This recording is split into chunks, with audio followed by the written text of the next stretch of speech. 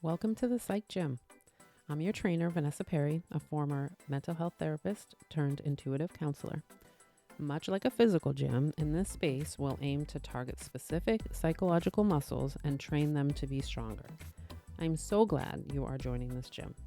Let's hit the weights. Hello, Psych Gym goers. Welcome to this episode of the Psych Gym. I am Vanessa Perry, and I am your guide today. And this is something that I'm a little triggered already, like starting this conversation, and it's in a different way than most people are. This is a topic that people have been begging me to talk about. We talk about it all the time. I'm constantly screaming about it, so I'm very excited to put something down in podcast form. So maybe it will make me feel a little bit better about having that information out there. Those of you who have been following me for a while, you know that blanket statements are my least favorite thing. And then right behind it is psychology terms being used incorrectly. And this is a little bit of both. So we're going to talk about narcissists, right? Ugh, that word. We don't like that word because narcissists are bad, but everybody's a narcissist, right? And so that's why I was putting the title in my mind on this of, there are so many narcissists. Why are there so many more narcissists today than ever? And you can't see my sarcastic face, but maybe you can hear it in my voice that I'm being very sarcastic about it. My goal today, by the way, is to get you to understand what a real narcissist is so that you'll stop using the word as a blanket statement. It's driving me nuts. I think that we love our buzzwords because they bring us together, and so I get heated about them, but I understand them. I understand labels. I understand why they bring us together. They make it easier for us to communicate, right? So if I can use the word narcissist instead of kind of going through the ins and outs of what a person is doing, then I've painted a picture for you very quickly. And that feels like effective communication, right? Is it though? Is it when we're not being accurate? I think right now, it's almost like the word narcissist has been changed from what it actually is because of the way that we've been using it. Let's talk about what a real narcissist is. So, narcissistic personality disorder. Y'all know the DSM, worst book, light it on fire, don't like it. But some of the labels are helpful, so I don't actually light it on fire. Narcissistic personality disorder is a real thing. There's lots of characteristics, though, that are usually missing in the people that someone is talking about, right? So somebody says, my ex was a narcissist. Immediately, for me, I get activated and I'm like, oh, yeah? Tell me about their grandiosity. Tell me about how they believe that they're very special. Tell me how they have fantasies of power. Tell me about their world domination plans. Tell me about that. Tell me how they think that they're the answer to certain things. Because, my friends, that is one of the main pieces of narcissistic personality disorder, actual narcissists, that does not exist in the population that we're talking about on a regular basis that we're calling narcissists. So many of them do not have those traits. What we're usually talking about is people with a seeming lack of empathy. We're talking about people who maybe are quite entitled, maybe some arrogance, people who we perceive as being gaslighting, and just generally abrasive people. While it is true that a narcissist can hate themselves, that would be an internal process. They would never let you know that because their outside presentation has to be strong in order to be admired and to live up to the power structure that they believe that they should have. So when I say those things out loud, it kind of does make me want to shake my head because I think gosh, there are a lot of people out there that are getting a really harsh label when they're not actually narcissists. They are people who have had experiences that have shaped them and created really like piss poor coping mechanisms. And they have zero idea how to handle their emotional upset. That's usually what we're talking about, right? When we're talking about people who gaslight, another one of those words, my goodness gracious, that will be another podcast. That's on my list because they go hand in hand here. But when we talk about people that gaslight, we've all gaslit before, because anytime that we have had our experience and we believe that our experience is super true and somebody else says, that's not how it happened, and we say, yes, it is, it's technically like we're gaslighting each other, right? Like I gaslit you right back by saying your experience is also incorrect, because my belief, right, it's like whoever goes first. The belief is that the person who goes after is the gaslighter, is the person who's like, no, I want to bend your reality so I can have control over you. When really it's just two people who really do have differing points of view of what's happening, because everybody has their split second decision making going on in their head, because we're all upset. We're all in our nervous system response that's telling us we need to get out of it. And we're caught up in that moment. So we can only see things through our vision field. Because think about this as a little bit of an aside of what's happening when our nervous system gets activated. Our brain is telling us that we're in danger. We don't really know the depth of the danger. It's just danger. So we have to be very alert, and we have to be thinking basically cynically in order to survive. Because if we didn't, when we started to sense that something was dangerous and we were like, oh, I wonder what that is, we die, right? So on a basic human skills level, that's why it acts that way. It's up to us to create that pause to be like, thank you for checking in on me, brain. Thank you for thinking like, oh God, this feels like it's dangerous, whether it's from trauma or it's learned, I learned that this is a dangerous situation. However, we're just going to chill and we're going to try to figure this out instead of, like trying to force our way out of it or light things on fire or do whatever it is that we're going to do. That prevents a lot of gaslighting.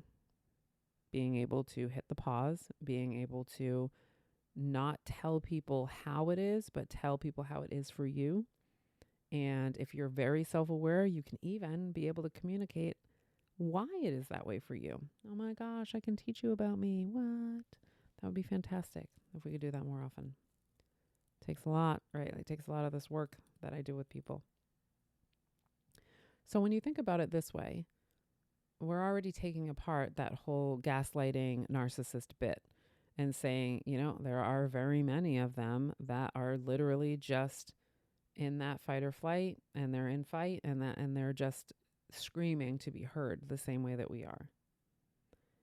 Does that make them have a personality disorder, or does that make them a wounded person who's acting from a wounded space? It's definitely the latter, obviously, or I wouldn't be having this podcast. Same thing with lack of empathy.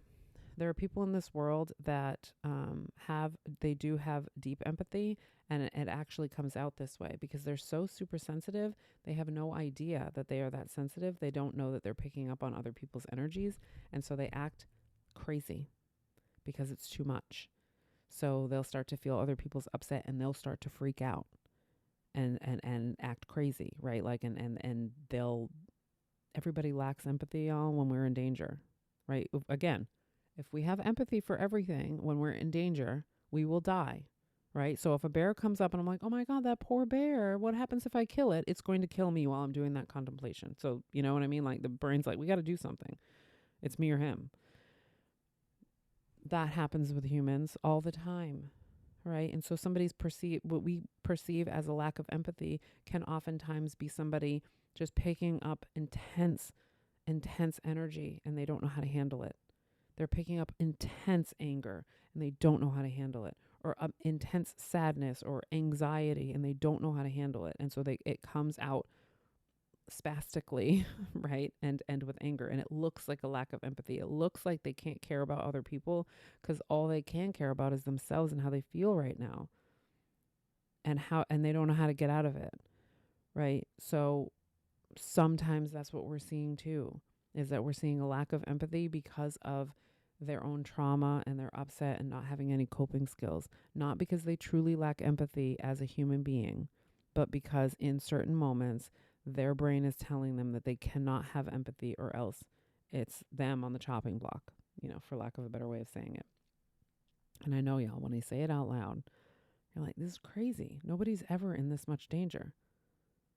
Think about it next time you get really upset and how you act. You act like you're in that much danger and you're taking out your word swords to like kick everybody's ass when it's really not that important. You really don't need to do it. Some other words that we should be using, I believe, when it comes to some of these concepts and these behaviors, we just need more vocabulary. We need different vocabulary, right? So if somebody feels like they are really selfish and they really only care about themselves, we can talk about them being self-important or self-centered. We don't have to just throw the narcissist word because we all have these sometimes, right? Everybody could call somebody a narcissist if we're being honest. I'm sure that people call me a narcissist from now, sometimes because I will, kind of walk away from things and I will just say like, I'm not going to do this because this isn't going to work for me. And people will see it as a lack of empathy for them. And it's like, that's not like, I don't need to have endless empathy and bend over backwards for people all the time in order to avoid being called a narcissist, right? And neither do you. So if we really think about it like that, everybody's got something to say about their experiences, because if it's not what they want, they're not going, unless they do this work, really, this internal work of being able to see other people's viewpoints and other people's experience, then they're going to run around and call you these names too, right? They're going to call you a narcissist. They're going to say they gaslight you because you literally said, hey, I don't experience it that way. That's not what's going on, right? You said that you know why I said something, and I am like telling you that I did not say it for that reason. That's not me gaslighting you. That's me trying to say, hey, I don't want you to think that way about me. I'd like to introduce some new evidence that hopefully you can take with you. You can look at me as a person and say, yeah, that's right. That fits a hell of a lot more with the Vanessa that I know than the person I just accused her of being, and vice versa, right? We can be using words like somebody who's bleeding their trauma all over me.